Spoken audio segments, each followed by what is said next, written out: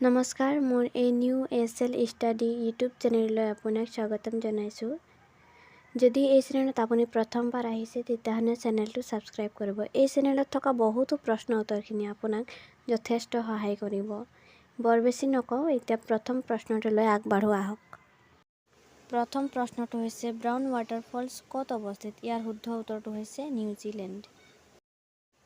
২ number প্ৰশ্নটো হৈছে মিণ্ডানাও দ্বীপ ক'ত অৱস্থিত?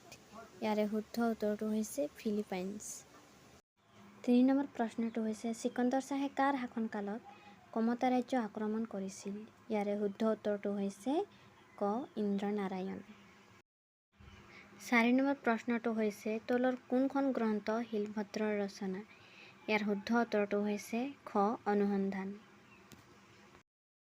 ৫ নম্বৰ প্ৰশ্নটো হৈছে ভাৰতৰ প্ৰথম উপ প্ৰধানমন্ত্ৰী কোন আছিল? ইয়াৰে শুদ্ধ উত্তৰটো হৈছে বল্লভভাই পেটেল।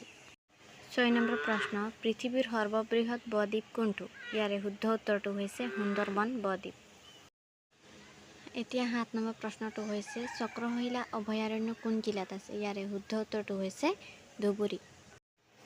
৮ নম্বৰ প্ৰশ্নটো হৈছে নীল নদীৰ পাৰৰ সভ্যতাক কি বুলি জনা যায়? ইয়াৰে শুদ্ধ উত্তৰটো হৈছে মিছৰীয় সভ্যতা। ৯ নম্বৰ প্ৰশ্নটো হৈছে আৰ্যসকলৰ উপাস্য দেৱতা কোন? ইয়াৰে শুদ্ধ উত্তৰটো হ'ব ইন্দ্ৰ। ১০ নম্বৰ প্ৰশ্নটো হৈছে উমা চেত্ৰী কোনটো খেলৰ লগত জড়িত? ইয়াৰে শুদ্ধ উত্তৰটো হৈছে ক্ৰিকেট। শেষৰ প্ৰশ্নটো হৈছে ৰাষ্ট্ৰীয় ডেংগু দিৱস কেতিয়া পালন কৰা হয়? ইয়াৰে শুদ্ধ উত্তৰটো হৈছে ১৬ মে'। মোৰ এই জিকে ইউটিউব চেনেলত জড়িত হোৱাৰ বাবে আৰু ভিডিঅ'টো শেষলৈকে চোৱাৰ বাবে আপোনাক ধন্যবাদ জনাইছোঁ।